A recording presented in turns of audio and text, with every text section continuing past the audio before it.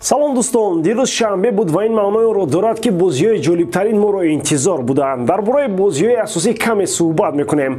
ғалабаи Манчестер Сити дар Премер Лигаи Англия ба ҳукми анъана даромадааст. ин ҳам майлаш Эрлинг Холланд дигар то гол назанад аз майдон намебарояд. имрӯз мо яке аз аввалинҳо шуда бозиҳои футболро дар Аврупо шаҳр медиҳем ва дигар хабарҳои муҳим шуморо интизор аст. аз шумо мисли ҳар вақта лайк ва дар канал обуна шудан аз ман бошад ҳар рӯз видеои нав баровардан. акнун дар ягон ҷо поза бошо гиред ки давомаш мошти мегузарад. дӯстон, имрӯз низ давоми бозиҳои топ 5 чемпионатҳои Аврупо мегузарад ки шумо метавонед боз ҳамин рақобатҳоро ҷолибтар кунед. ба ссилкаи дар зери комментария закрепит карда шуда дар омада регистратсия кунед ва дӯстони мо аз 1x барои нафарони нав бо промокоди MG0777 то 1200 сомонӣ бонус тайёр карданд. имконияти хубро аз даст надиҳед. Сити бар зидди дастаи Саутгемптон рақобат намуд. бозӣ ба пуррагӣ таҳти контроли шаҳриё буд. 4-0 ва ғалабаи қатории Манчестер Сити. Холланд голи чоруми дастаашро дар ин дидор зада, ҳисоби голҳои худро дар мавсими ҷории Премер Лигаи Англия ба 15 адад расонд. Тоттенхем бар муқобили Брайтон рақобат дошт. баъд аз мағлубият дар дербии Лондони Шимолӣ, шогирдони Конте бояд ба худ меомаданд то мавсимро аз даст надиҳанд. Ҳар ки инро бештар аз дигарон медонад ва ғалабаи дастаашро ба Брайтон таъмин кард. Челси дар бозии дуввум пой 3 гол мезанад. пас аз Милан навбати Вулверхэмптон шуд. Хаверц, Пулисич ва Броя дастаашонро ба пирӯзӣ расонданд. яке аз бозиҳои муҳимтарини ин шаби рақобатҳои классикои футболи Германия, бозӣ Боруссия Дормунд ва Бавария ба ҳисоб мерафт. номи ин рақобат Дер Классикер аст. мухлисон шоҳиди 4 гол шуданд. ин навбат голҳо баробар тақсим шуданд. Горецка ва Сане ғалабаи мюнхениҳоро таъмин карданӣ буданд ки дормундиён номус карда камбек намуданд. Мукоко ва Антони Модес дар дақиқаҳои 74 ва 95 гол зада бозиро ба мусовӣ оварданд. як ҳодисоти дигари муҳим аз Бундеслига ғалабаи якуми Хаби Алонсо дар маснади сармураббигии Байер мебошад. дастаи ӯ Шалкеро бо ҳисоби 4-0 мағлуб намуд. бозии асосии серия А рақобати Милан ва Ювентус буд. мутаассифона ба мисли бозиҳои дигари топи Италия ки номҳои зебо аз қабили Дерби дела Маданина, Дерби дела Мол ва ғайра, рақобати ду тим ягон ном надорад. ҳамто бозии Милан Ювентус, на дерби, на классико ва на чизи дигар.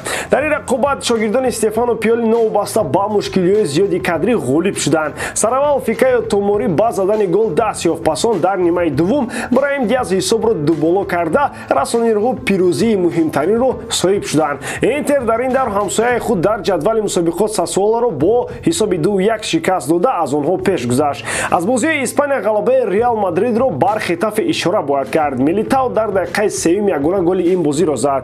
Атлетико ҳам дар ин давр ғолиб шуд. Корея 2 гол ба дарвозаи Жирона зад.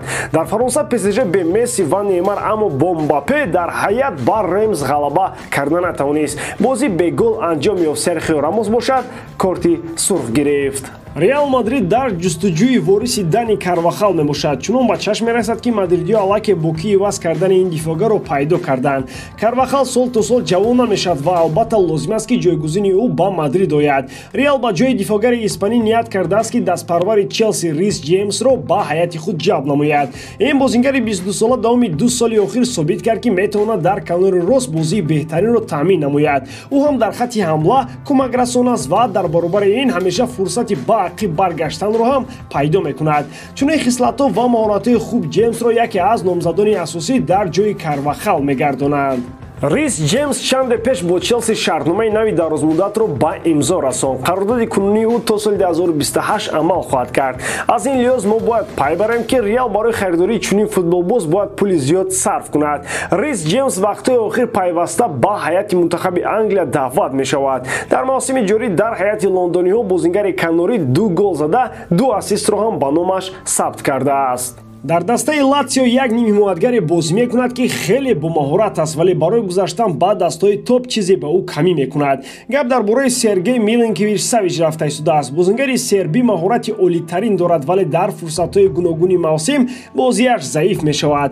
дар сатҳи ҳамешагии худ агар пайваста бозӣ кунад, Савич кайҳо метавонист ба дастаҳои дигар равад. Сергей Милинкевич нақша кардааст ки дар ҷоми ҷаҳон беҳтарин бозиро нишон хоҳад дод ва ин барои гузариши ӯ ба дастаҳои топ кӯмак хоҳад кард. кард. Яке аз вариантҳои асосӣ барои Милинкевич дастаи Ливерпул ба ҳисоб меравад, ки дар ҷустуҷӯи нимҳимоятгар аст. Савич аз соли 2015 дар Латсио бозӣ мекунад, вале ин ҳолат метавонад тағйир ёбад. Шартномаи ҷонибҳо то соли 2024 амал мекунад. гуфта мешавад, ки тобистони 2018 дастаи шаҳри Рим ӯро фаъолона ба Ливерпул реклама мекард, аммо ҷонибҳо ба мувофиқа нарасиданд. Дар оянда боз Ливерпул ва Латсио ба ин масъала бармегарданд. Ливерпул омода аст, ки ба Латсио Ҷозеф Гомес ва аз болояш пул ҳам диҳад. Дар мавсими ҷории серия А ва Лигаи Аврупо Сергей Милинкевич-Савич дар 11 бозӣ 4 гол зада, 5 асист кардааст. мухлисони футбол дар Англия ангушти ҳайрат аз он мегазанд, ки чӣ гуна ҳамлагари 22-сола Эрлинг Холланд чунин натиҷаҳо дорад.